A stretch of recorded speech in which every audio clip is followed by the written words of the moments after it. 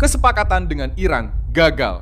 Perpanjangan gencatan senjata yang diumumkan oleh Donald Trump tidak menghasilkan perdamaian, tidak membuka kembali negosiasi, dan tidak membuat Garda Revolusi Islam mundur. Sebaliknya, pada jam-jam pertama hari Rabu 22 April 2026, yang muncul justru adalah situasi konfrontasi, membeku, hanya di atas kertas. Dengan blokade laut yang tetap dipertahankan oleh Amerika Serikat, ketidakpercayaan total di Teheran, dan perasaan perpecahan yang semakin kuat di dalam rezim Iran itu sendiri. Saya akan segera menceritakan semuanya kepada Anda, tetapi sekarang Anda pasti ingin berlangganan saluran ini agar tetap mendapatkan informasi terbaru, informasi secara real time, dengan kualitas jurnalistik terbaik yang pernah ada, bersama kepercayaan Milson Alves Global.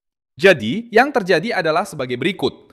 Trump menerima permintaan dari Pakistan untuk memperpanjang gencatan senjata, tetapi memutuskan untuk tetap melanjutkan blokade pelabuhan-pelabuhan Iran dan menuntut agar Teheran mengajukan proposal yang bersatu.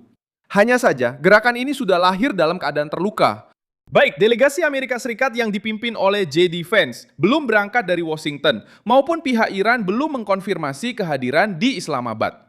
Hotel yang disiapkan untuk putaran pembicaraan penentu sudah siap, tetapi negosiasi sama sekali tidak berjalan. Gencatan senjata diperpanjang secara sepihak. Ada pengumuman gencatan senjata, tetapi tidak ada kesepakatan nyata. Pihak yang paling keras menolak adalah kelompok yang terkait dengan Garda Revolusi Islam. Kantor berita Tasnim yang berafiliasi dengan Garda mengatakan bahwa Iran tidak meminta perpanjangan gencatan senjata dan kembali mengancam akan mematahkan blokade dengan kekuatan. Sementara itu, Mahdi Mohammadi, penasihat Presiden Parlemen Iran, menyatakan bahwa perpanjangan yang diumumkan oleh Trump hanyalah manuver untuk membeli waktu guna melakukan serangan mendadak dan menyatakan bahwa sudah saatnya Iran mengambil inisiatif. Pada saat yang sama, Menteri Luar Negeri Abbas Araghchi menyebut blokade pelabuhan-pelabuhan Iran sebagai tindakan perang. Inilah yang menjelaskan alasan kegagalan tersebut. Bagi kelompok garis keras Iran, bernegosiasi di tengah blokade aktif bukanlah negosiasi, melainkan penyerahan diri. Krisis ini paling terlihat di Selat Hormuz. Meskipun gencatan senjata diperpanjang oleh Washington, 3 kapal melaporkan adanya tembakan di selat tersebut pada hari Rabu ini. Reuters mencatat bahwa 3 kapal melaporkan adanya tembakan di wilayah tersebut. Dan Associated Press melaporkan bahwa Garda Revolusi Islam menembaki kapal-kapal, dan Teheran belum secara resmi mengakui perpanjangan gencatan senjata. Dengan kata lain, di atas kertas ada jeda, tetapi laut tetap dalam gejolak politik. Gencatan senjata tidak meredakan krisis, itu hanya mendorong krisis ke bentuk lain yang lebih berbahaya dan lebih tidak pasti. Trump membenarkan perpanjangan tersebut dengan mengatakan bahwa pemerintah Iran sedang mengalami perpecahan serius dan para pemimpinnya perlu mencapai sebuah usulan yang bersatu. Kalimat ini sangat penting. Washington tidak memperlakukan Teheran sebagai kekuatan yang solid, melainkan memperlakukan rezim tersebut sebagai pusat komando yang terpecah, tertekan, dan tanpa suara yang tunggal. Dengan mempertahankan blokade, Amerika Serikat menunjukkan bahwa mereka ingin memanfaatkan kelemahan ini. Bukan menyerang secara langsung, tetapi memperketat tekanan ekonomi dan politik, sampai pihak lain terpaksa menyerah atau semakin terpecah. Oleh karena itu, gagasan bahwa kudeta bisa dimulai di Teheran bukanlah sesuatu yang muncul begitu saja. Gagasan itu muncul karena di tengah kegagalan perundingan, mulai beredar laporan bahwa Garda Revolusi Islam sedang mengambil alih kekuasaan dari kelompok politik dan ulama dalam rezim tersebut. Banyak berita memberitakan pergerakan para penjaga di jalan-jalan ibu kota, ledakan di Rasht dan di selatan Teheran.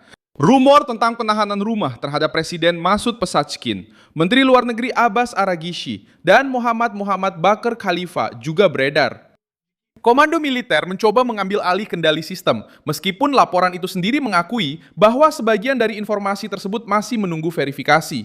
Selain itu, Reuters mencatat tidak adanya tanggapan dari para pemimpin utama Iran dalam beberapa jam setelah pengumuman Trump dan menggambarkan suasana sebagai skeptis dan terhambat.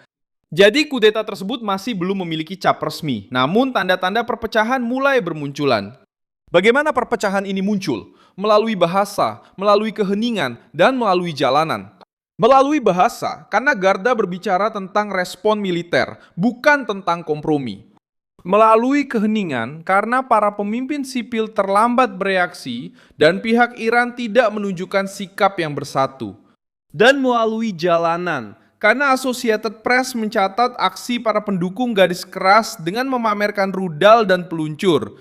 Sementara pejabat Pakistan masih menunggu tanggapan. Satu dari Teheran tentang kapan sebuah delegasi akan dikirim.